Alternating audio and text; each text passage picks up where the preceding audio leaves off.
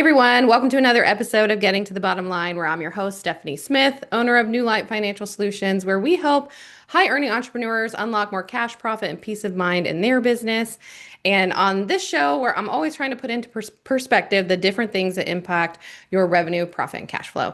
And today I'm really excited to have on the show with me my friend Stacey. And we're going to talk all things bookkeeping and everything related to your book. So I'm really excited. So thanks for coming and joining me on the show today, Stacey. No, of course. Happy to be here. So tell me, how did you get into what you're doing? Oh, probably it was about 10 years ago. I started working for a plumbing, heating, and electrical company. And I started just doing scheduling. And within a few months, I was kind of doing everything. I started doing bookkeeping, I started doing payroll, did plumbing projects, all that stuff. So that was where I really started like loving doing bookkeeping and payroll stuff. And especially working with the guys with all the contractors, that was probably my favorite part was just the kind of I don't know, like the camaraderie, I guess, with the guys. That was fun. So I started digging deeper in all that, and then I started my business in 2021, and it's been fun ever since. I love it. That's so great. Yeah. So tell me more about what it is you do and how you help people.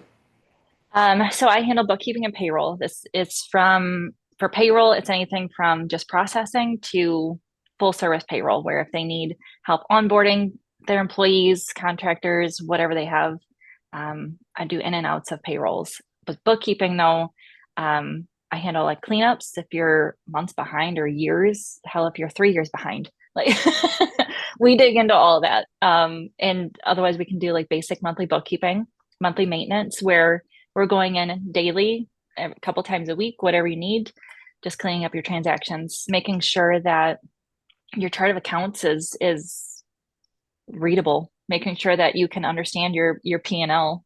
And when I say P&L is like your profit and loss, a lot of people don't really look at their reports. So, and I could tell as soon as I pull somebody's report, and then all of a sudden they're like, I don't know what that is. I'm like, well, it kind of sees, I can see this. Like, so I just make sure that I just like to make sure that they understand where their money is going, making sure that all of their invoices that we're sending out are also getting paid, making sure that everything matches. So at the end of the month or at the end of the year, they're not, you know, thousands of dollars behind or missing transactions, that kind of stuff. We like to keep on top of it. So, That's awesome because from what we do, right, we take what you do and help forecast it in the future and make big plans and decisions and all of that stuff. And if your books aren't in order, right, that's really challenge step number one to yeah. overcome. So I'd love to know like what's the biggest mistakes you see with people when it comes to their bookkeeping? The biggest mistakes, I think it would probably be not matching payments to invoices. Um, a lot of the contractors I've seen, if they have somebody doing their books, if the invoice isn't properly ready, or if it was, they get multiple invoices sent to the same person a month. If a payment comes in, they just apply it to the most recent one instead of the oldest past due one. And then all of a sudden you have numbers all over the place, and they're like, well, we have this invoice that's a year past due, but don't worry, they paid the one from last month. So it's a lot of shifting that those funds back around to line up with current financials. I think that's one of the hardest ones that I've seen. Other ones are where they make a purchase on either their personal card, and then they pay for it out of their business account, but there's no tracking. Like they took the receipt, crumbled it up, and threw it on the floor of their truck. And like, what is this? And like, oh, I don't know. I think I stopped at Piggly Wiggly and you know, I got Jim Bob his screwdriver, something stupid like that. And then they're like, well, but I need to deduct $10. But where is the tracking? How do I know that this is what you got? So I think that's another one I see a lot of mishaps with stuff. So You must see all different kinds of things under everyone's books, especially with cleanup projects, and that kind of thing. Why do you think it matters so much to have a clean set of books? So you can understand where your money's going and how you can operate your business. You have to be able to know when you can hire somebody, or if you have the best guy on your team, you want to give them a raise. And you look at you're looking at this month, but you don't even know what's going out this month. You don't know how much you have coming in. You don't know how much you have coming out. How are you going to predict if you can give this dude a raise, or if you can, if you can even pay him next month? Like I think that's my biggest thing is if you don't know where your money's going or how much you have coming in and out, if you don't track it and keep track of your finances and keep track of your invoices that are going out and what's coming back in, like nothing about your business. You're literally just flying by the seat of your pants. So I think that's the biggest takeaway with bookkeeping and keeping up on top of your finances and keeping everything organized is so then, and like you said, like you do the projections. If it's not organized, you can't financially predict where you're going to be in the next 6 months. So I guess to me, keeping it organized is probably the bottom line, the most important bottom line thing to do in your business is to keep your finances organized. So, Well, I think that's so important as well, right? Because you mhm. mentioned because of what we do, but just in general, I feel like I come across a lot of people that don't like to look at their financials just in general. Or I've heard with AI recently is like, well, what's different about what a bookkeeper would do than what AI will just do for me? That And I would love to hear your thoughts on like why AI isn't doing your books for you, or why you shouldn't just look at your bank account, and just there's money there, so I should use it, and why you should look at your actual financial reports. so AI is a tool. If you it's that's what it's designed for. It's a tool to it's there to help you. It's not there to take over the job, it's there to help you. It's the same thing with robotics in construction. It's there to help. It's not there to take jobs away, it's there to help them and improve that job. So like when they're doing blueprints or when they're laying out the whole line on your platform, you have the little robots that go along, dry all your little blue chalk lines and where your walls are going to be set. They're helping you. It's making something that would take you 2 hours more efficient. So while you're doing something else and gathering the materials, that little robot's going across the platform. AI with financials is the same way. It's there to help. I use that very lightly. Help you do that. It's there to help us kind of keep track of things a little bit better and help understand things a little bit better. But when you're looking at your finances and it says, "Oh, hey, QuickBooks, you went to Quick Stop and you got gas and it was $33." AI might say, "Yeah, hey, that's a gas station for fuel under transportation. Let's shift it there." Next time it comes in, maybe the bank detail looks different and it might say Quick Star. So then AI is like, "Oh, I don't know what this is. Quick Stop was gas, so I'm going to put Quick Star as food." And it'll shift it there, even though it's gas. It doesn't always catch everything that's proper. So if you're just following what AI says, you're going to have transactions all over the freaking place. And it's not gonna do anybody any good, because then you're gonna call me, you're like, "Stacey, I don't know what the hell's going on in my books." And it's that's what it ends up doing. But AI is there as a tool to help you and to help organize things. So with your reports, if you're strictly using AI and you just think that, hey, that's fantastic, it might be fantastic for a while, but then it's going to be a hot mess at some point. And looking at your reports, you need to be able to look at your reports and say, "Hey, I think we're spending too much money on marketing," or "We're not spending enough money on expenses for tax deductions at the end of this year. We need to add some more expenses in so I can have a better tax deduction and finalize things for the year."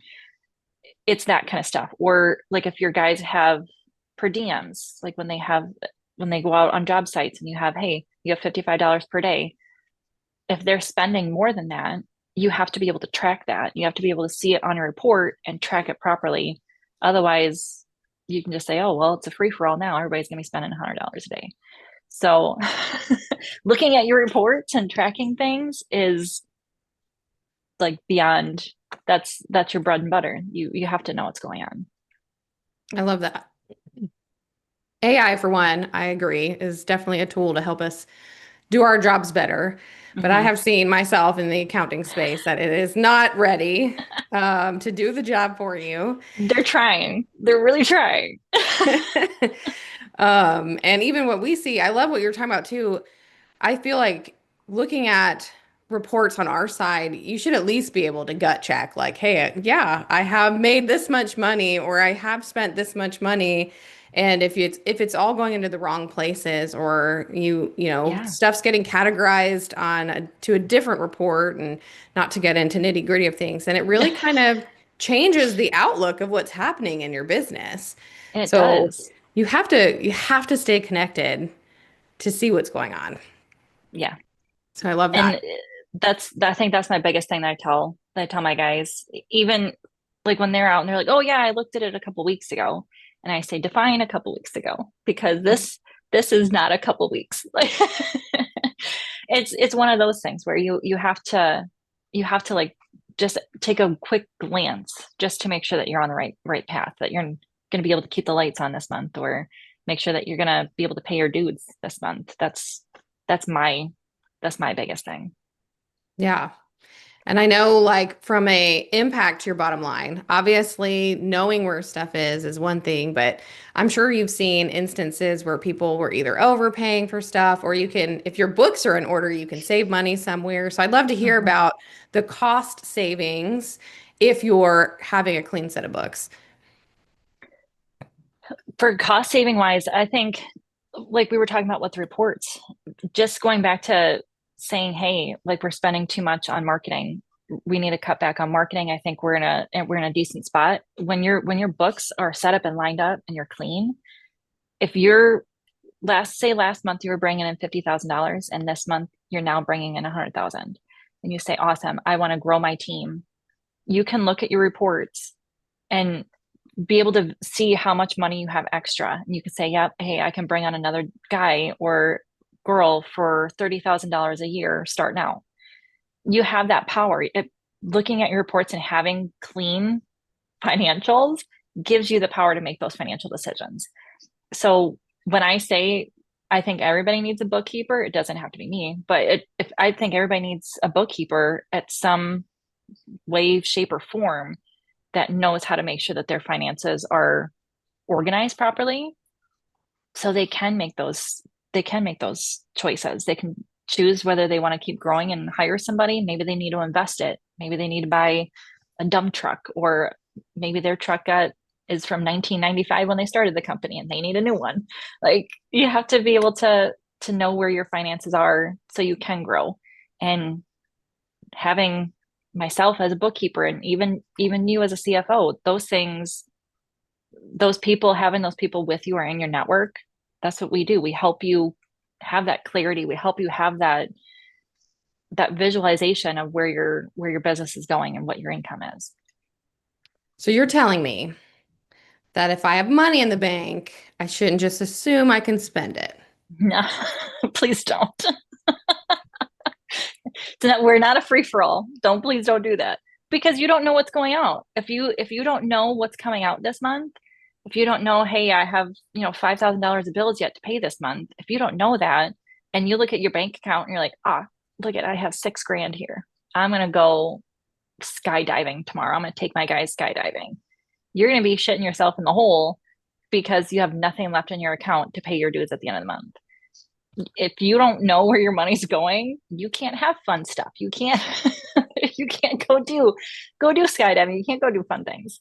So yeah, you need to know where your shit's going in order to even understand your business. I love that. And of course, I agree 100% right. We want to plan for the future and not just waste our money because if you Yeah, inadvertently just hire someone because you have money in the bank, then you're going to be in the hole later wondering where'd all my money go. So definitely keeping track of what you're doing can save you money in the long run. yeah. Um, I would love to know, when do you think is the right time to hire a bookkeeper? When you start your business, like if you open your doors tomorrow, you better start talking to these people, start talking to your financial people, just to make sure that you know that you have stuff set up right. If you're using QuickBooks, Sage, NetSuite, I don't give a shit what you use. As long as you have something in place and some sort of guidance to say, this is my business account, not, please, dear God, don't mix business with personal. Have a separate business account, have your separate business credit card, whatever you'll, but I think anytime, really anytime that you like, say you've been in business for 20 years and you know your wife's been doing it, she probably doesn't want to deal with your shit anymore. She's been doing this for 20 years. Give the woman a break. Get somebody that can help you, bring you up to speed with, you know, modern day financials so you can invest or you can pass the business to your son or, you know, sell a business at any point in time is fantastic to get somebody in there and get organized. But if you're starting a business, that's probably when you should get that advice. Even if you don't have the funds to pay somebody to do it monthly, if you can at least pay somebody $100 for an hour conversation and say, hey, can you just make sure I have this set up right? It's a world of difference versus I think this is what I'm doing. I'm just going to throw this shit in here and it's going to go. That's, please don't, like, because then what happens is you have that center console of all your, you know, receipts of whatever you bought at the tool store, and then you have Snap-on guys calling you now, and then you go to the other store and buy materials, and you have all these receipts and you shove them in the center console of your truck, and your accountant's like, hey, where are the receipts for this? What did you actually buy? Is this all business stuff? And you tell them, yeah, but what if on one of those receipts you had $30 of popping candy because you were starving that day? Like, things needed to be divided out. So having the receipts in the center console of your truck isn't very helpful. Just get somebody as soon as you can. Once you've realized that you can't handle your finances, call somebody, anybody. I love that. I do think even just getting started, because I feel like we all start a business somewhere, right? And Mm-hmm. we can't afford to hire everyone right out No, of the gate, even though I wish no. everyone could just hire you, Stacey, That's right what I out mean. of the gate. I wish you could have everybody right out of the gate. But that's why I said, like, as soon as you start, that'd be fantastic. But if you can't, most people can't afford somebody. So Right. like, even if you call somebody and say, hey, can I buy an hour of your time to just review this and make sure that this is right? You're starting off on a better foot than 90% of the people. That's so true. That's such good advice. Especially, I would say, especially if you are not familiar with financial stuff, and Mm-hmm. just because you open a QuickBooks account doesn't mean you know how to use QuickBooks. Exactly. And back to what we were talking about at AI, it will probably tell you how to categorize Yeah. things incorrectly Yep. Every um, time. every time. So, how else do you work with people? I I network a lot. I help people. I'm like a, I don't know, self-proclaimed happy person. So I in business, when it comes to it, bookkeeping and payroll, in business with bookkeeping and payroll, I I help them understand their reports. So when they come to me and they say, "Hey, I'm looking at my reports this month. I don't understand this." I'll go through the reports with them and I'll say, "Hey, you're spending, you know, $1,000 on utilities, and the utilities are broken out for gas and electric and your phone, and you know whatever else." And then when on the payroll side, payroll also shifts into accounting side because you have payroll accounting. So on the payroll side, it's making sure those journals are coming over into your accounting system properly, making sure that you're tracking the taxes, they're filed properly, making sure that all the sales, like all the payroll taxes in whatever you're using, if you're using QuickBooks, fantastic for payroll, because then they're all synced. If you're using QuickBooks for the accounting, it's the same thing. But like you have Gusto, you have Rippling, you have JustWorks, you have all these different platforms. You have to make sure it's connected to your books. So I help people set that stuff up. I help them set up their payroll systems if they're transitioning, say they're transitioning from Gusto to Rippling. I help them do the transition, make sure the employee's information is sent over properly. Um, make sure their state payroll taxes are set up. I do all of that and making sure that it's the same thing as their bookkeeping systems. You have to make sure that everything is set up properly and categorized properly and organized, making sure your mapping is right on both ends. So that way everything talks outside of just processing. Like we do all the back end stuff to so that way everything talks, everything's across the board and tracked. So I love that. So you help people get their systems in place and their mhm. bookkeeping in place and make sure they understand what's going on and help them stay connected. That's so awesome. So tell me, if someone wanted to work with you, doing everything that you do, how could they find you? I'm on LinkedIn a lot. You can find me on LinkedIn at Stacey Szynkowski. You probably can't spell my last name to save your life, I but can't. my company is S Squared Ledger, so you can find that. Otherwise, you can find my website. It's ssquared.info. Okay, awesome. I will include links and obviously your name in the show notes and everything so people can come and find you. I have kind of the opposite problem, like find a Stephanie Smith online. Good luck. So you can spell my name, but if you can find the right Stephanie, it's different. But that's great. I encourage Yeah. everyone to go find Stacey, join her newsletter, get some tips, and get your books organized because that is really the first step in preparing yourself and your business for the future, for growth, for strategic decisions. You have to know your finances. Who You knows? have Maybe to, one yeah. day you'll end up on Shark Tank and you'll want to know how to answer the questions. Exactly. He's gonna ask you, he's gonna grill you your income. Right, right. And you should know. You should. Or at least have a vague idea. So that's great. I want to say thank you so much for joining me on the podcast today, Stacey. Yeah. Thanks for having me. This is And fun. it's been fun talking to you since we're in the same world. And we work so closely together with the things that we Mhm. do. So I love that. If you're interested in finding out more about me and what we do, you can find us online at newlightfs.com. But otherwise, that is all that I have for this episode of Getting to the Bottom Line. I hope you all join me again on the next one. Bye, everyone.